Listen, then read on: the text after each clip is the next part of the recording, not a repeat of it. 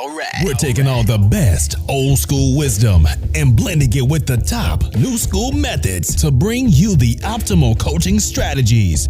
This is the 80-20 Baseball Podcast with Coach Bo.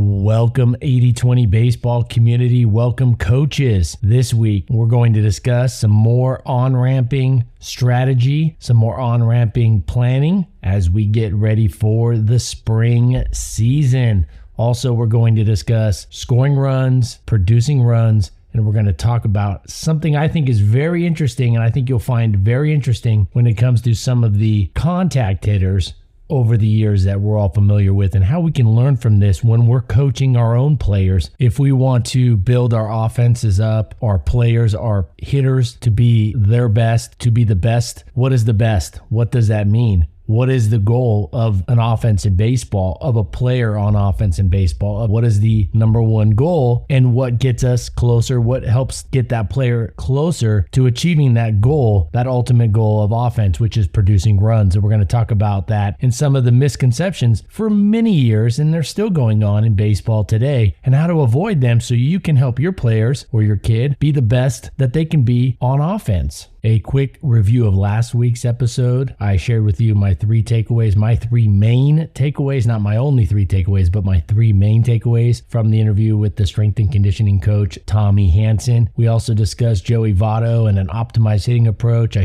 spliced in a little audio clip from Joey Votto last week. If you haven't listened or haven't heard that episode, go back. Most of you have, because not only did we cover those two things, there was a quote from Lou Brock and an outfield tip to help coach up your outfielders to prevent more runs from scoring, and something you can do in practice to help your outfielders move quickly, or I should say faster, and more confidently when they go chase down an extra base hit and be able to get that ball in quickly to their cutoff. And I think it's important that we push the envelope a little bit on our training drill, specifically on that drill, so we can get the ball in quicker and a little bit more confidently, less hesitation. So go check out last week's episode if you have not already. All right, the season is coming up.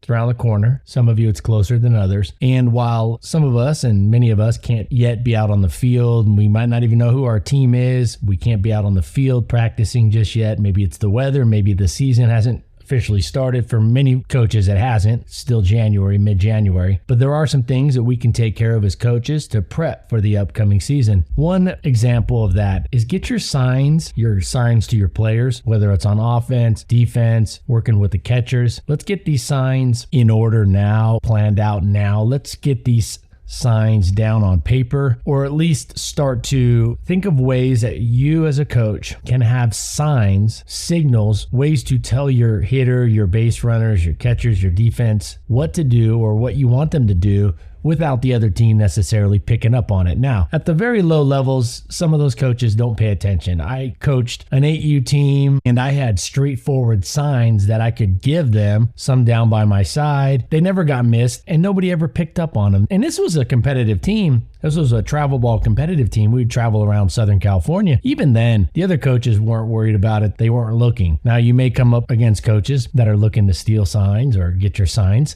And there will definitely be a few of those as you get a little older, or should I say, as the players are a little bit older. It's going to happen. So I think we need to have a set of signs, of course, that our players first and foremost see, understand, and then implement. I remember coaching a game probably about 15 years ago. We were in the semifinals of the Southern California Championship. We were playing the number one team in the nation. We had a lead late in the game, and our hitter missed the suicide squeeze sign. As many of you can imagine, the runner was headed home and he was out, and it cost us that run, and we ended up losing the game by 1 run to the national championship team. We could have beat the number one high school team in the country at the time. This is about 15 years ago, and we lost the game. Not just because of that. It was a close game. The other team was way more talented than we were, but missing a sign cost us a run, or maybe even more. We had a runner at first, I believe, at the time too. So it really kind of killed the inning. Missing signs is not something that we want our players to do. So we want to make sure that our signs are easy to pick up, to see. The hard part should be implementing the sign, right? Giving the steal sign shouldn't, and the player getting the steal sign.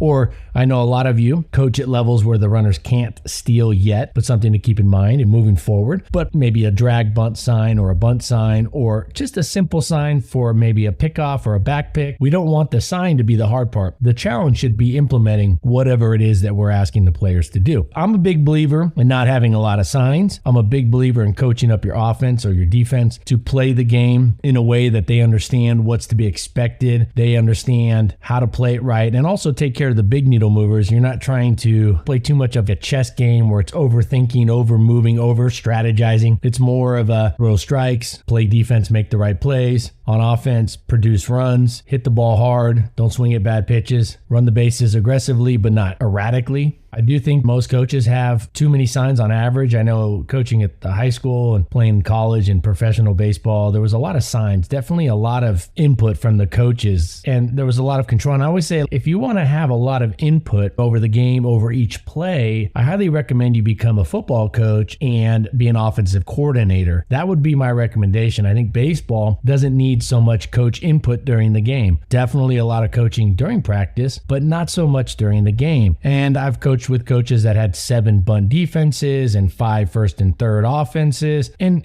it never ended up being a good thing. It was just too much. It was almost like it was a control thing. And so I'm a big fan of having default instructions or default expectations of players, like the drag bunt. We talked about that before. I would have a default expectation if the third baseman is back and there's less than 2 strikes, lay down that bunt, and definitely with no strikes, because you can be fine with it. They can get it down the line. If it goes foul, they still only have 1 strike, which means they're in their plan A approach still. Less is more when it comes to the signs, but if you're going to have signs, you have to have simple to understand and see and read signs, simple to pick up from your own team, but also make sure that the other team can't quickly get them, right? I recommend thinking out of the box. Keep them simple, but think out of the box. A lot of coaches, they touch their arms, their chest, their belt, their hat, their ears, and they have an indicator, or it's the last thing I touch, the first thing I touch, the third thing I touch. I recommend doing something a little different. I shared with you, I don't know, it was about 5 episodes ago, where I was coaching against a team that literally just did dummy signs with all their hands and everything. It was all dummy signs, and they were calling every pitch with their feet. And it never got picked up on. We picked up on it, but nobody else was picking up on it, because I asked the coach, I said, anybody else pick up on those signs? He said, no, nobody else. We've been using these for years. Nobody's picked up on those. There's no way that the catcher was screwing up those pitch signs. They were calling the pitches into the catcher. There was no way the catcher was screwing those up. All they had to do was look at their feet. It was pretty simple for the catcher, but it was out of the box insofar as that the rest of the league and the other teams in the area weren't picking up on it because they weren't used to seeing that. That was something different. They're used to looking up and seeing and listening for verbal signs and things like that. My main suggestion here, coaches, keep your signs simple. Don't have a bunch of signs. Don't micromanage your team with signs. Have default settings. Keep your signs simple. If you can get away with the other coaches not seeing it or the other team not seeing it, you could just have a simple sign. I just had a steel sign down by my hip. I would just wiggle my 2 fingers like I was making that little running motion with my fingers. You could have one coach giving the signs. That's just all dummy signs. And then there's a coach just off to the side that's crossing their feet or legs, or their feet are apart, or which way their toes are pointed, or if they're standing with their arms crossed or akimbo or whatnot, and that's the sign. You can do a lot of things here just to keep it simple, where there's not a lot of complexity for your players to have to decipher the signs. They can simply see the signs straightforward, given to them very simply. I recommend keep it simple. Think out of the box when you give your signs, or get yourself one of those wristbands that has these signs on it that have the plays, and you just hold up the number and whatnot. I'm a big fan of those. I recommend teams look into using stuff like that, where the wristband, you see it in the NFL, you see these teams doing it now, where the coaches will call in the play, but they have the wristband and they're looking at the wristband, and there's a big advantage to that. Of course, you're seeing the catchers have been doing that for years in baseball, where the coach would just give out 3 numbers or 2 numbers. The catcher would look at the wristband. So either you keep them simple where your players can't screw them up, or you have just default settings where you're going to do this and let the kids swing away and don't overcoach, don't micromanage. Maybe you don't call the pitches. You just tell your catcher, here's some of the parameters to how we're going to call the pitches. This, of course, is for where the kids can pitch, not coach pitch. I'm a big fan of using parameters and then letting the kids dictate and learn. I'm a big fan of not just saying, hey, here you go. It's a wide open. Hey, here you are. You're free. You're on the Serengeti. Run wild. It's more of a, hey, you're in a wild animal park where you really can't see be the cage like a zoo where they're all cramped up and there's no room for those animals to go, but a wild animal park, not that your kids are wild animals, but what I'm saying is there are fences, you give them parameters, there are fences, but there's a lot of wiggle room, there's a lot of area for them to choose, and there's some options that they can pick from, and it makes them think about the game and how to play the game. And that's part of growing up as a player and getting older and getting ready to be an adult, is make decisions on your own, see how they worked out, assess it, and then adjust and improve. And so I think this is a key part of what I'm trying to get at is if you're going to have signs, don't micromanage, keep them simple, think out of the box. So if you think out of the box with your sign design, then you can keep those signs much more simple. If you go with traditional set, you got to give a lot of different touches, things like that, or just go with the wristband card and go from there and look for other ways as things improve with strategies to look for things that you can use to give signs quickly and accurately without the other team getting them. Again, I recommend having some parameters, some default parameters. Here's the expectation. Here are some options. They're 1 through 5 hitters. We're going to start them off with some pitch here. We're going to go fastballs away. We're going to stay away, or we're going to work this team looking in, or we're going to try to not throw more than a couple fastballs in a row, or we're going to start off, if you're throwing breaking balls with your players, then you could say we're going to start off with some breaking balls. To think about using that breaking ball, give the catcher some leeway, give them some strategy, maybe tell them how to pitch to a couple of the hitters and say, hey, this is what we're looking to do and be careful with this. And you can always interject mid-game. Maybe it's a 3-2 count. You're not sure if the catcher has a real plan. You might call a pitch. So it doesn't have to be every single play, every single pitch. Now, I know I've just presented a multitude of approaches here, but I try really hard on this podcast to not tell you exactly what to do, but more of a way of thinking and more of a way of looking at it. And so the paradigm here is keep it simple, think out of the box. That usually can buy you the ability to be even more simple with your signs. Don't use signs unless you really need them. Let your players play, but within parameters. If you're going to use signs, maybe look at having those cards, those little wristband, and go from there. I would plan that out now. I would start looking at that now. So it's one less thing once practices and the season starts. It's one less thing. You can implement it right away and move forward with the other important things. Transitioning now to the quote of the week. Quote, be the leader you wish you had. End quote. Simon Sinek. Sinek wrote the well-known book, Start With Why. And part of how we come about our coaching strategy here at 80/20 Baseball comes from that mindset, that paradigm of starting with why, getting player buy-in. And not that we're overselling it or over-justifying it, but I think having that why behind it is important. Now on this quote, be the leader you wish you had. This is what drove me into coaching. This, not this quote, but this mindset is what drove me to want to coach, because I had so many coaches over the years, from soccer, basketball, baseball, football. I had so many different coaches over the years, all the way up. I played sports from the time I was about 5. I started in soccer and I played professional baseball up until 24. That was a lot of years and a lot of coaches and a lot of variety with the coaches. There was a lot of coaches looking back now were, I think, just flat out terrible in many ways and things I would never ever do. And I think part of that is what drove me to want to be a better coach and show that there's a better way. I was also driven by a lot of the great coaches. But at the end of the day, I go, why does it have to be this or that? Why do you have to be the crazy yelling disciplinarian? Why can't you be disciplinarian, but also a coach that cares about their players, that they know you care about them in a way they know without a doubt you care about them, but they're also not going to cross the line. So you don't have to be their friend. You can be friendly, but also somebody that they respect and they don't cross the line you've drawn in the sand with your expectations, your rules, etc. So the quote by Simon Sinek, be the leader you wish you had. This is what drives me to help all of you. I see the massively important role of coaches, parents, and teachers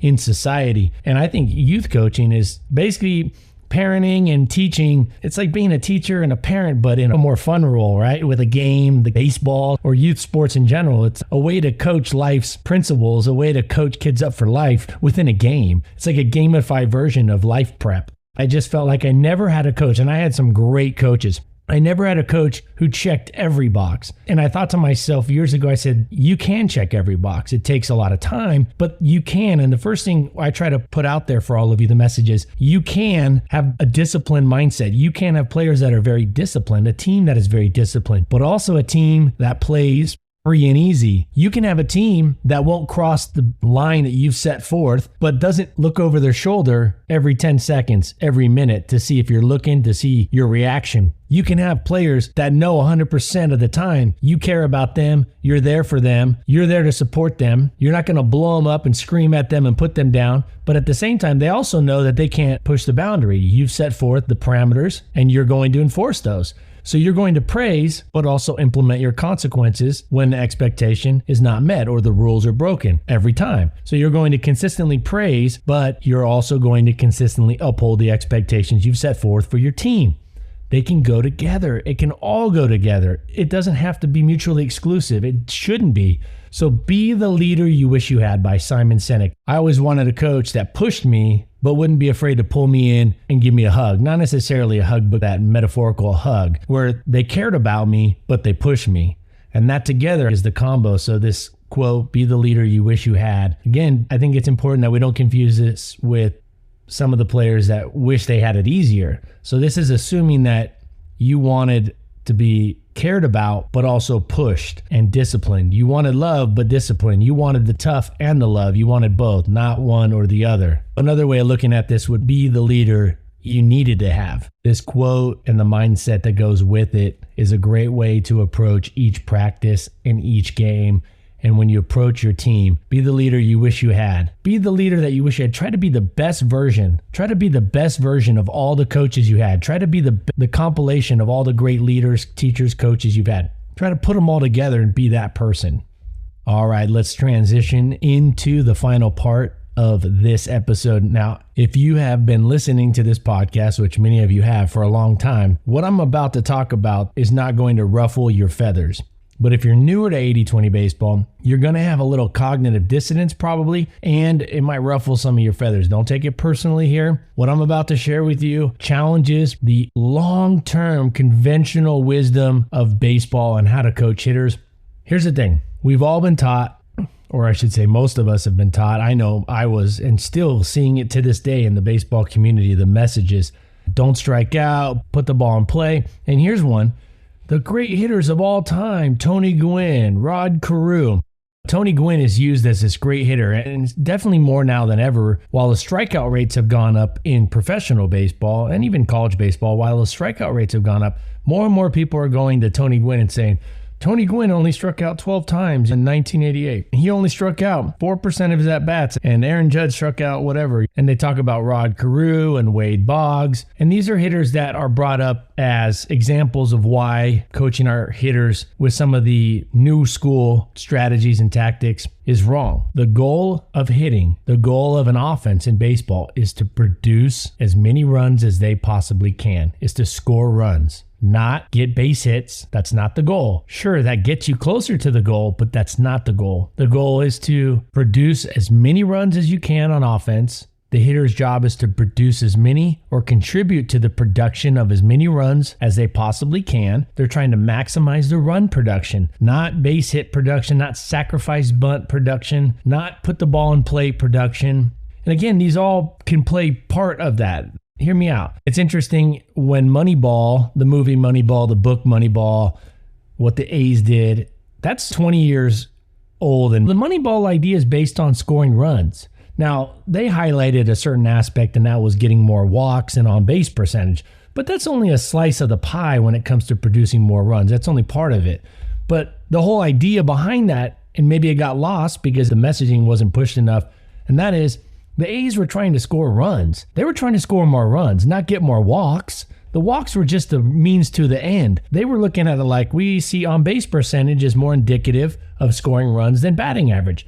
And that was the example in Moneyball. But at the end of the day, the A's were trying to figure out ways to score and produce more runs. It just happened to be on base percentage. Now, a lot of people buy into that, and this is something that I think hopefully some of you are like, oh my gosh, yeah, I see that, Coach Bo. I see what you're talking about. So many people saw Moneyball, read Moneyball, and they thought, oh, it's about on base percentage. No, it wasn't about on base percentage. It was about scoring more runs.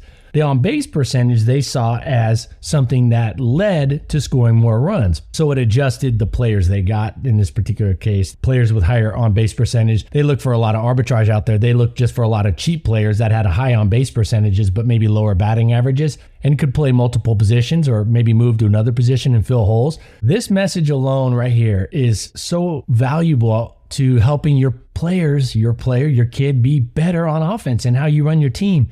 The goal is run production. Now, we've talked about the hitting approach, getting the right pitch with less than 2 strikes, swinging at the right pitches, protecting that zone insofar as that you don't go down looking on a close pitch, but also hitting the meatballs pretty hard with 2 strikes. Just because it's 2 strikes doesn't mean you can't hit the ball hard, but you got to swing at more pitches than you normally would with less than 2 strikes. But you also don't want to go chasing outside the zone and just swinging at pitches you can't reach. We just recently talked about not coaching our players up to think about striking out. We shouldn't coach our hitters to avoid strikeouts. In fact, I think that word strikeout we should take out of our lexicon. It should just be, here's the approach, here's what we're trying to do, not what we're not trying to do. Again, you can use that as your foundation to how you're coaching up your players, but that shouldn't be your messaging. That shouldn't be at the root of your messaging. In fact, I would recommend you go the whole next season not talking to your hitters about striking out. Now, your pitchers, you can talk about going for the strikeout. Great. Now your hitters, talk about what to do, not what not to do. So now some of you might be, and hopefully you are, saying, now, Coach Bo, where's your evidence? Why can you say that Tony Gwynn is an overrated hitter? Or Rod Carew or Wade Boggs? Were they great hitters? Yes. If you take the emotion out of it, and if you take out all the stuff we've been told over the years about how great they are, how Tony Gwynn was a great guy. I loved watching Tony Gwynn, one of my favorite players, but he wasn't the best and he was overrated at what he did. His job was to produce runs, not win batting titles. His job was to produce and score runs, whether he was driving in runs, producing runs, or contributing. His job was to contribute to as many runs as he could to maximize his run contribution production. Let me do a simple test to show you what I'm talking about. If I were to ask you, I want you to answer this to yourself as you're listening to this. Do you consider Tony Gwynn a top 10 hitter of the last 50 years? Would Tony Gwynn be considered, in your opinion, a top 10 hitter of the last just 50 years? And take out Ted Williams, Mickey Mantle, Babe Ruth, all that. In your opinion, is Tony Gwynn a top 10? Is he one of the best 10 hitters of the last 50 years? I think almost every baseball person would say yes. Maybe even a top 5. If I said, is Tony Gwynn a top 5 hitter the last 50 years? If you didn't say yes, you'd probably be thinking about it. I know I would have 10 years ago before I started diving in and really understanding this part of baseball, this specific part in terms of what the goal of offense and hitters really truly is. If you asked me 10 years ago, hey, Tony Gwynn, top 10 hitter last 50 years, I'd have been, yeah, of course. But he wasn't. He wasn't. Neither was Rod Carew. Tony Gwynn, when it came to producing runs and contributing, when it came to making his offense better for the last 50 years, and I even filtered this, I set the minimum of 2,500 plate appearances, which is essentially about 5 years of baseball. I know they can get over 500, but essentially, if you consider a DL stint here and there, I put it in as 2,500 at-bat minimum just over the last 50 years. So this isn't including all the greats that came before 1972. Over the last 50 years, with a 2,500 minimum plate appearance requirement, Tony Gwynn was the 64th best hitter. The 64th best hitter in baseball.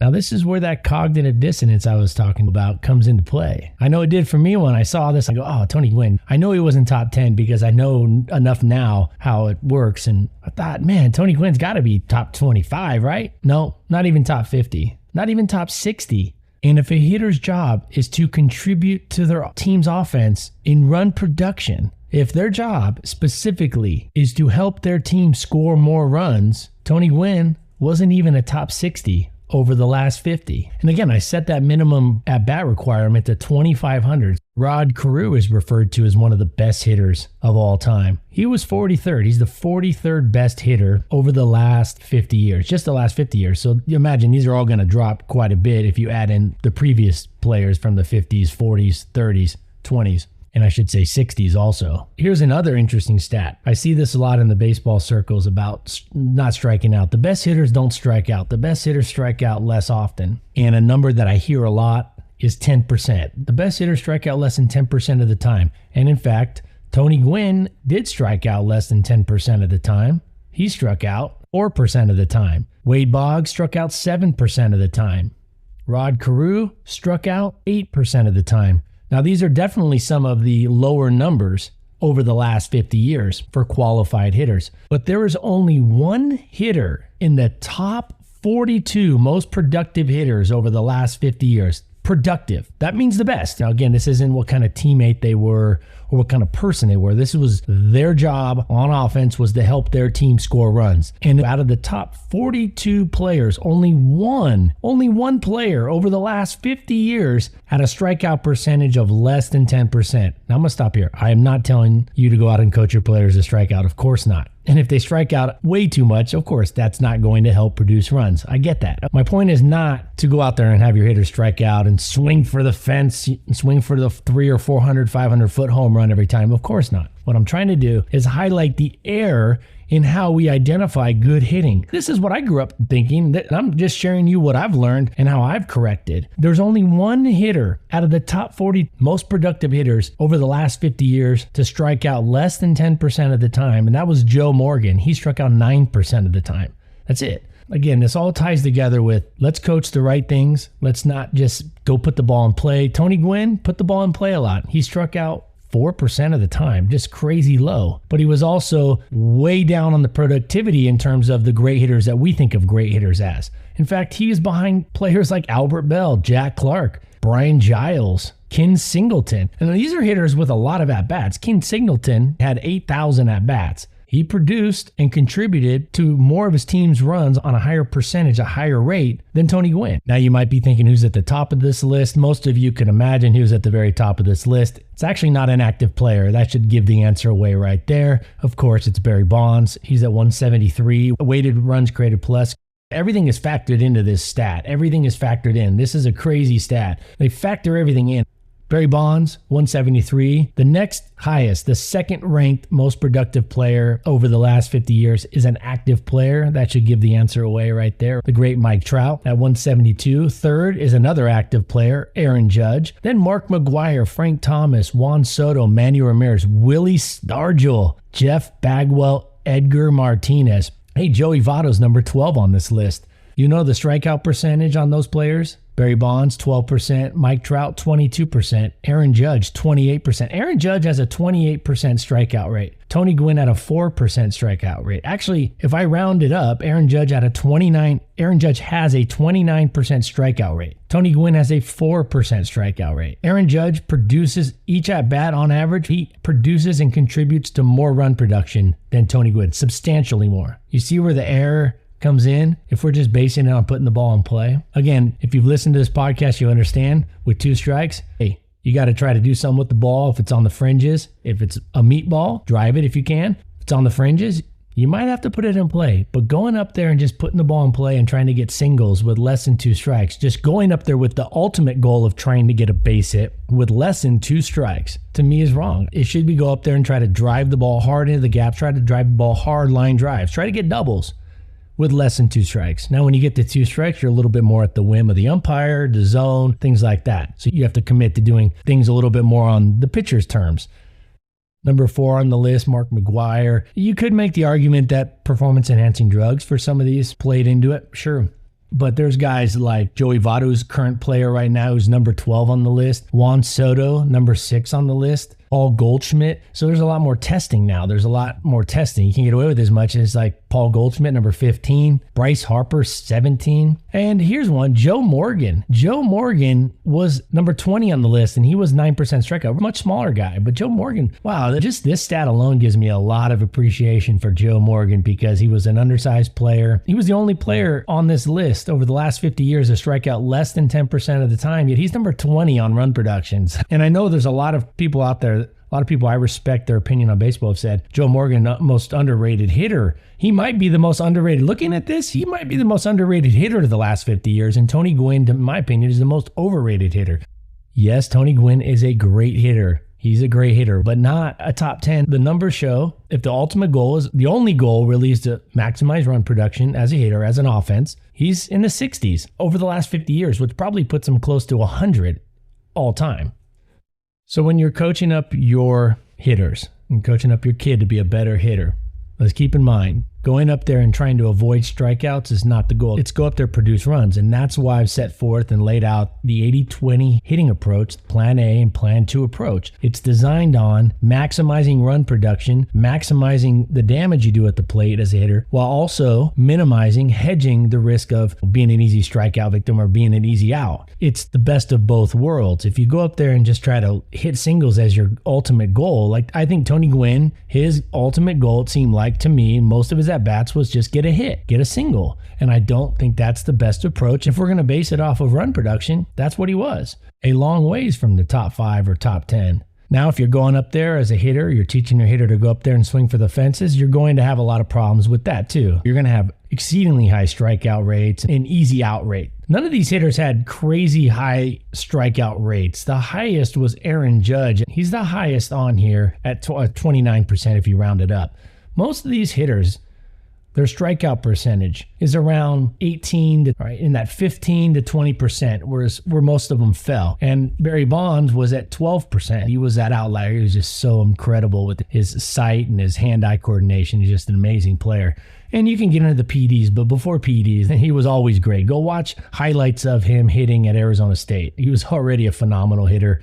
So I hope that was enlightening. I think it's important to understand that this breakdown, these stats, the players I discussed, it's relatable at all levels. It's relatable at all levels. I wasn't talking about home runs here. I wasn't talking about how far the average player hit the ball. I was talking about run production. And so this is something we can use these examples of professional hitters to learn at the youth level. There are some differences, of course, but overall, producing runs at the lower levels, at the youth level, is not that much different, and just different in very small ways than at the higher levels. You can't say that about everything in terms of like training techniques. I wouldn't recommend all the training techniques be the same for youth baseball as major league or even college players. And definitely practice planning and things like that can't be the same for youth baseball as it is for the higher levels because of time, because of numbers, because of resources and things like that. So there definitely are some differences. But when it comes to good hitting at 8U is good hitting at the major league level. The ball's not going to go as far, of course, and there will be some slight differences, but having a good eye and not swinging at bad pitches and driving the ball hard when the pitcher makes mistakes,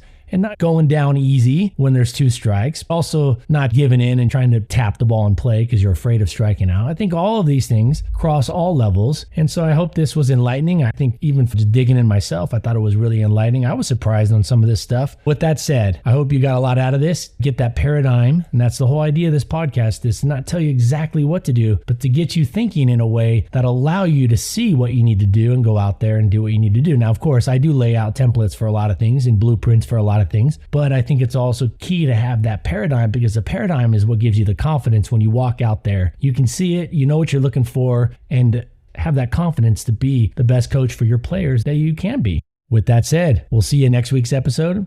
Coming out every Tuesday. Look forward to next week. I'm working on that coaching course. I'm working on putting that coaching course together. It's taking a little while, the holidays with the family. I got a lot of time with family visiting, so put me back a little bit. I want to make sure I put out a good product for you, so I'm working on that baseball course. I'll surely let you know. You'll be the first to know here on this podcast. And until next week, take care of yourselves, your health, your family, your close friends, and take this out there. Get this ready to take out there so you can be the best baseball coach that you can be and serve your players in a lot of different ways so they can be better players and better people as they get older. Until next week, adios. This has been the 80-20 Baseball Masterclass. Take it to the field.